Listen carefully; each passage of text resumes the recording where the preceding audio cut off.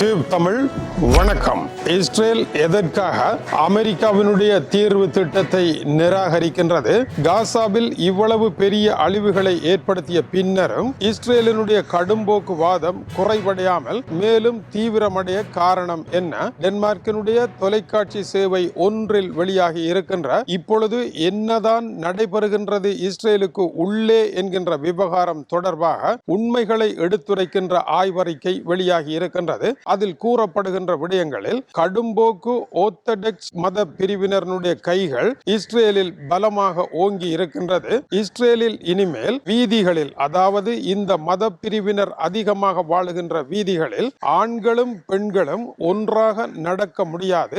ஆண்கள் தனியான பக்கமாக செல்ல வேண்டும், பெண்கள் தனியான பக்கமாக செல்ல வேண்டும். இருவரும் கலந்த வீதி இருக்கக்கூடாது என்று புதிய சட்டத்தை கொண்டு வந்திருக்கின்றார்கள். இப்போதைய இஸ்ரேலிய பிரதமர் பெஞ்சமின் நெட்டன்யாகுவிற்கு இவர்கள் பலத்த ஆதரவாக இருப்பதும் அவருடைய ஆட்சி கவிழாமல் இருப்பதற்கும் இவர்களே காரணமாக இருக்கின்றார்கள். இவர்கள் கடும்போக்கு மதவாதிகள் என்றால் இவர்களுடைய கொள்கை என்ன? இவர்கள் கடும்போக்கு ஆர்த்தடாக்ஸ் பிரிவில் ஹரோதி சமூகம் என்று அழைக்கப்படுகின்றார்கள். இவர்கள் படிக்கின்ற நூல் பழைய யூத வேதமாகிய தோரா என்பதாகும். இந்த தோராவில் இருக்கின்ற வாய்மொழி சட்டங்கள் ஹலஹா என்று அழைக்கப்படுகின்றது. இவற்றை வார்த்தைக்கு வார்த்தை மாற்றமில்லாமல் அது உருவாகிய காலத்தில் இருந்து அதை கடைபிடித்து வருகின்ற புனிதமான யூதர்கள் என்று இவர்கள் தங்களை குறிப்பிட்டுக் கொள்ளுகின்றார்கள். அதற்கு ஏற்பவே இவர்கள் வாழ்வதனால் இவர்கள்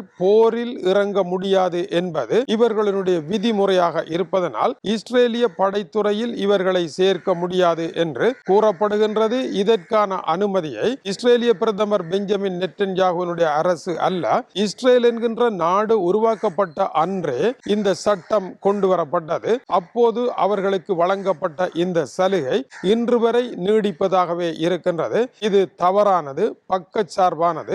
மற்ற மக்கள் போரில் ஈடுபட இவர்கள் போரில் இருந்து விதிவிலக்கு பெறுவது சட்டப்படி குற்றம் என்று அறிவித்தாலும் இதை நடைமுறைப்படுத்த முடியவில்லை. எப்படி இந்து சமயத்தின் வேதங்களிலே பிராமணர்கள் இரத்தத்தை பார்க்க கூடாது என்று எழுதப்பட்ட சட்டம் அவர்கள் போர்க்களம் செல்லாமலே தப்பித்துக் கொள்வதற்கான ஒரு வழி என்று பலர் பிற்காலத்தில் அதை விமர்சித்தார்களோ அது போன்ற ஒரு விமர்சன நிலை இதிலே காணப்படுவது இங்கு கூர்ந்து கவனிக்கத்தக்கது. மேலும் இந்த சமூகத்தினரில் பெருந்தொகையானவர்கள் ஆண்கள் வேலைக்கு செல்வதில்லை. மொத்த ஆண்களில் 46% வேலைக்கு செல்லாமல் இருக்கின்றார்கள். பெருந்தொகையானவர்கள் மனைவியினுடைய வருமானத்தில் வாழ்பவர்களாக இருக்கின்றார்கள். இதற்கு காரணம் என்ன? இவர்களுடைய இந்த ஆர்த்தடாக்ஸ் கடும்போக்குவாத மதத்தில் கூறப்பட்டபடி அதனுடைய வாசகங்களை இவர்கள் உச்சரித்தபடியே இருப்பதனால் இவர்கள் வேலைக்கு செல்ல முடியாது. இதனால் அரசினுடைய நிதியில் தான் இவர்கள் வாழ்கின்றார்கள். இவர்களை மேம்படுத்துவதற்காக இப்பொழுது தேர்தல் நேரத்தில் இஸ்ரேலிய பிரதமர் 8.52 கோடி டாலர்களை இவர்களுடைய நல வாழ்விற்காக ஒதுக்கி இருக்கின்றார். இவர்களுக்கான சட்டத்திலே சிறுவயதில் திருமணம் செய்வதற்கான அனுமதி இருக்கின்றது. 5 to 6 வரையான பிள்ளைகளை பெறுகின்றார்கள். இந்த சமுதாயமானது கடந்த 2025 ஆண்டில் இருந்து 2026 ஆண்டு வரையான கால பகுதியில் இரட்டிப்பாக குடித்தொகை பெருகி இருக்கின்றது. 4.2% என்பது இவர்களுடைய பிறப்பு வீதமாக இருக்கின்றது. ஒரு பெண் 4.2 பிள்ளைகளை பெறுகின்றார் என்பது சராசரி அளவாக இருக்கின்றது.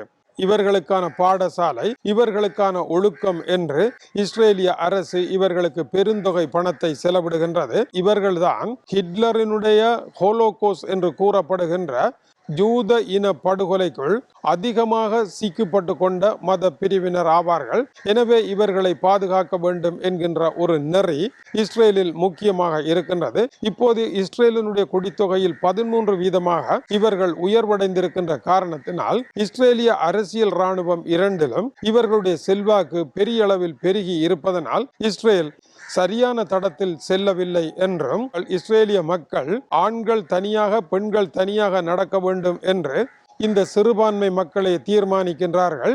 இவர்களுடைய தீர்மானத்தை பெரும்பான்மை மக்கள் சுமக்க வேண்டியதாக இருக்கின்றது என்றும், இஸ்ரேலினுடைய ஜனநாயகம் செத்துவிட்டது என்றும், பெண்கள் தனியாகத்தான் நடக்க வேண்டும் என்று பெண்கள் சொல்லவில்லை, பெண்களுக்கான தீர்ப்பை ஆண்களே எழுதுகின்றார்கள் என்பது இவர்களுடைய குற்றச்சாட்டாக இருக்கின்றது. தோரா என்கின்ற இவர்களுடைய கொண்டாட்ட நாளில் கடுமையான நடவடிக்கைகளை மேற்கொள்வதனால் அன்றைய தினம் வீதிகளில் வாகனங்கள் ஓட முடியாது, கை தொலைபேசியை பாவிக்க முடியாது.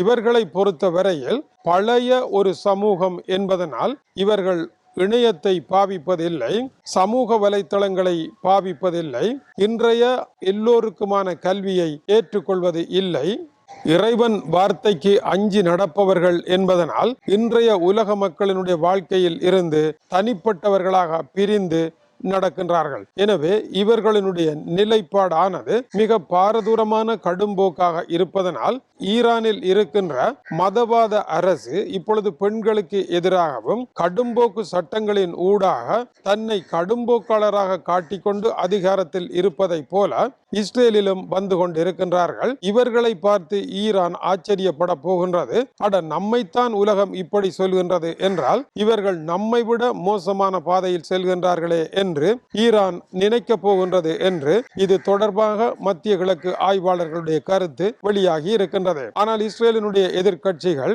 இவர்களை ஏற்று பெஞ்சமின் நெட்டன்யாகு மோசமான ஓர் அரசியலை தன்னுடைய அரசியல் இருத்தலுக்காக கொண்டு வருகின்றார் என்று கடுமையாக விமர்சித்து இவர்களுக்கு எதிராக புதிய போர்க்கோலம் கொண்டிருக்கின்றார்கள். ஒரு காலத்திலே இலங்கையிலே பேருந்து வண்டிகளிலே ஆண்கள் இருக்கும் பக்கத்தில் பெண்கள் இருக்க முடியாது, பெண்களின் பக்கத்தில் ஆண்கள் இருக்க முடியாது என்கின்ற நிலையம் இப்பொழுதும் பல வழிபாட்டு இடங்களில் ஆண்கள் பெண்கள் தனியாக பிரிக்கப்பட்டு இருப்பது போல இப்பொழுது பொது வீதிகளிலும் பொது வேலைத்தலங்களிலும் ஆண்களையும் பெண்களையும் கயிறு போட்டு பிரிக்கின்ற வேலைக்குள் இஸ்ரேல் நுழைந்திருக்கின்றது. கடும்போக்குவாதம் தோல்வியடைய மேலும் மோசமான கடும்போக்குவாதிகளிடம் ஒரு நாடு விழும் என்பது இயல்பு விதியாகும். அந்த இடத்தை நோக்கி இஸ்ரேல் செல்கின்றது என்பது குற்றச்சாட்டாக இருக்கின்றது. ஆனால் இஸ்ரேலியர்கள் சமண மதத்தை புரிந்து கொள்ள வேண்டும்.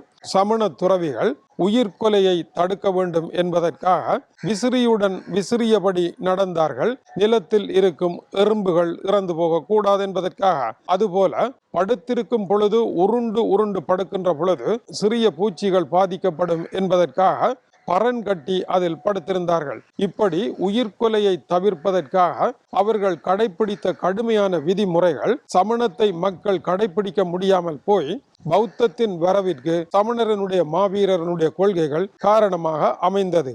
அன்று சமணத்தினுடைய வீழ்ச்சியில் இருந்த அத்தனை விடயங்களும் இவர்களிடமும் இருக்கின்றது என்பதை ஐரோப்பிய ஆய்வாளர்களினால் சுட்டிக்காட்ட முடியவில்லை. இருப்பினும் இந்த பாதையானது இஸ்ரேலுக்கு வெற்றி தராது என்பதை இஸ்ரேலில் பெருந்தொகையானவர்கள் புரிந்துதான் இருக்கின்றார்கள் என்பதையும் அந்த செய்தி சுட்டிக்காட்டுகின்றது. இது டியூப் தமிழனுடைய உலக செய்திகளுக்காக இலங்கை வடபுலம் யாழ்ப்பாணத்திலிருந்து கீசே துரை. வணக்கம் உறவுகளே.